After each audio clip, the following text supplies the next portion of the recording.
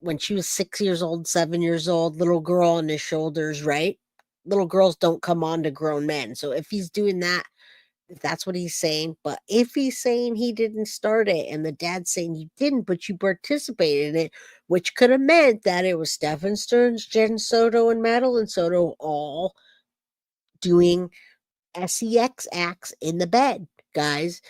They all three could have been doing sex acts in the bed. If that's what Chris Stearns is saying, then Jenn, you're in trouble. Jenn, when trial comes or before trial comes, they're coming for you, Jenn, and you're going to have to give answers at that time about what Stephen Stearns is saying.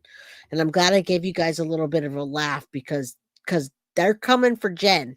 Jenn should have been arrested for neglect. I agree, but they're coming for her if that's what he's saying there. If all three of them were doing stuff together, I tell you what, she's not going to get out of it. Just as bad as not starting it. After Stephen Stearns was escorted out of this door here at the sheriff's office in handcuffs, Jennifer Soto was allowed to leave out a side door and spent the night with family. But investigators were clearly suspicious of the mother and dragged her back in for questioning 2 more times. But you have not shown me one bit that you prioritize her over him. And that sucks. That's next on Justice for Madeline. All right, we're not going to listen to the weather here as much as I'd like to know. Let's see. Are they going to get back into that? Come on, lady. Of just about a week, investigators were able to figure out that she was probably dead, and then through amazing detective work, found her body relatively quickly. And now Stephen Stearns is charged with molesting her and murdering her. He has pleaded not guilty. But the community was so invested in that, and there is so much information now as part of Stephen Stearns' court case. We're talking thousands of pages of documents, hours and hours and hours of police interviews like the ones we just showed you, and so we're finally able to kind of put this together and put it in a understandable timeline, as you can see how investigators worked and some of the questions they asked. I think, as you saw in this part that we just showed you, at that point, this was a couple days after Madeline had been reported missing.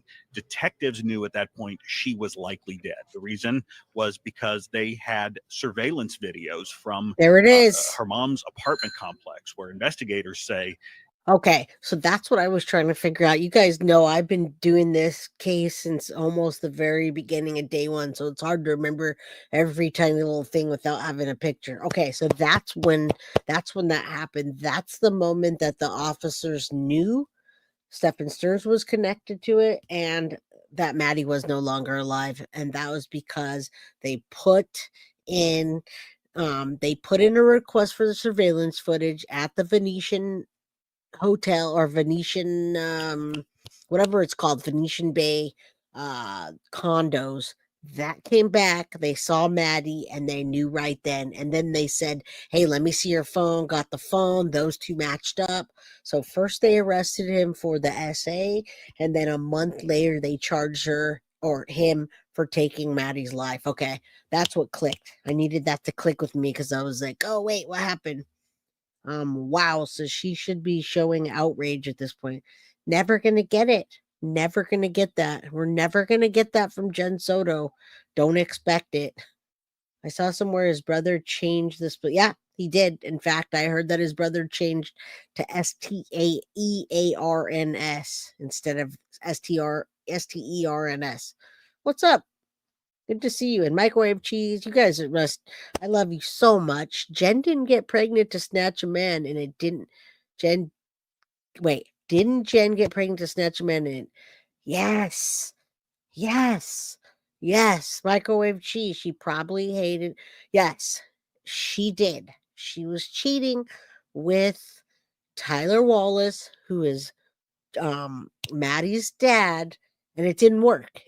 He still got together with Tatiana, married Tatiana. It didn't work. And I do have a feeling that one of the reasons that when she looked at Maddie and saw Tyler, I think that's a big thing. Thank you for pointing that out and bringing that up. You're absolutely right, because many people forget about Tyler Wallace. I wish that we saw more of him, guys.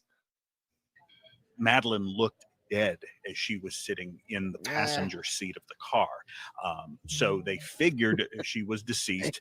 And now the question for investigators is, where's her body? They wanted her found. Secondarily, they wanted to find out who was responsible for that. And from the get-go, they suspected the mom's boyfriend, or the on again, off again, then boyfriend, Stephen Stearns. And he had, in detectives' eyes, very suspicious, contradicting comments from the get-go in this investigation. But secondarily, then, investigators had a lot of questions for Madeline's mother, Jennifer Soto. And so on the story we just showed you, it was kind of interesting when I was able to put these documents and interviews together to realize that this all happened at the same time. The Orange County Sheriff's Office, which was conducting part of the investigation, had called a news conference, called us over to, I wasn't personally there, but called news representatives from Central Florida over to the Sheriff's Office because they needed the public's help. And it was ultimately a tip from the public that helped them find Madeline so quickly.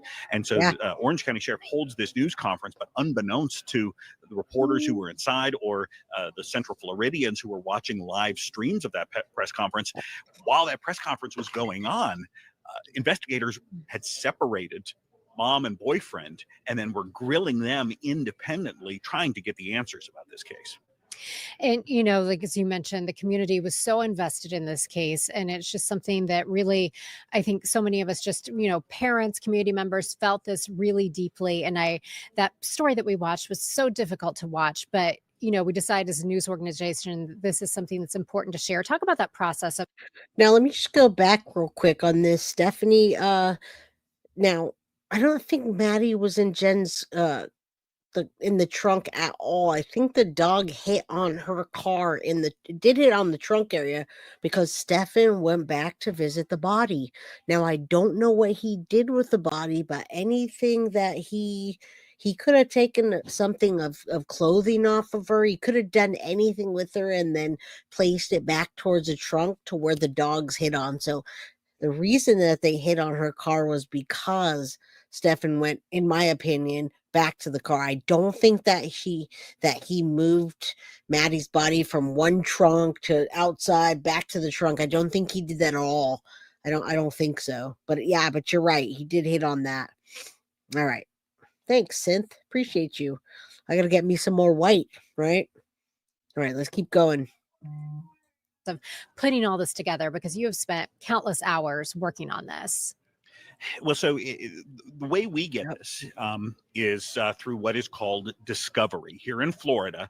When a criminal defendant, in this case Stephen Stearns, is charged with a crime, there are no surprises for him when it comes to the evidence that prosecutors could potentially use against him at trial. So prosecutors basically have to show their cards to him. Here's what we could be using against you. And likewise, you may find something, criminal defendant, in our evidence that helps exonerate you. Here's yours. Take a look at what we're going to be throwing at you. And so once that is shared with the defendant, it becomes public. And in this case, that resulted in, like I said, thousands of pages of documents, hours of videos. And when we first get them, we kind of glance through them really quick.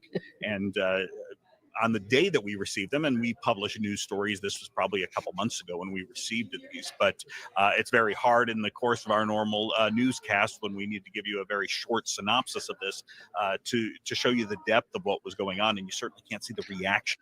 Yeah, before we move forward, I do want to say that MK Connecticut, Wendy Adelson's still free.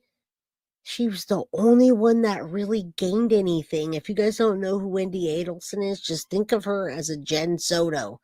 Now, Jenn Soto was, as far as we know, the only one that would have gained anything out of Maddie not being alive, which is interesting because Stephen Stearns said that. Stephen Stearns made it very abundantly clear that he had no reason to want Maddie gone. So I'm wondering how that's going to work.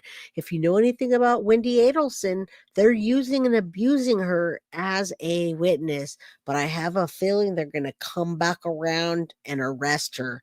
And they've given her immunity too, you guys. Now, not full immunity, but they've given her immunity. Now you say, I just know when Jenn said it was guilty, she had a lot to do with what happened to poor Maddie. Agreed. Agreed, you guys. I don't know how anyone can disagree with her not knowing anything. I mean, you can't disagree that she says, "Hey, I sent Maddie and Stefan to go to bed," and then it happened that night. So right there, of these witnesses when they're being questioned, and that speaks so I much hope to so. not just what investigators are learning from this, but the techniques investigators are using, trying to get to the answers, trying to get to the truth. And so that's what I hope by this video series, by allowing a little bit more time to let these interviews breathe, and you can just really see what the process was taking place behind the scenes as investigators tried to solve this really horrible crime. And you have another episode that's coming out really soon, right?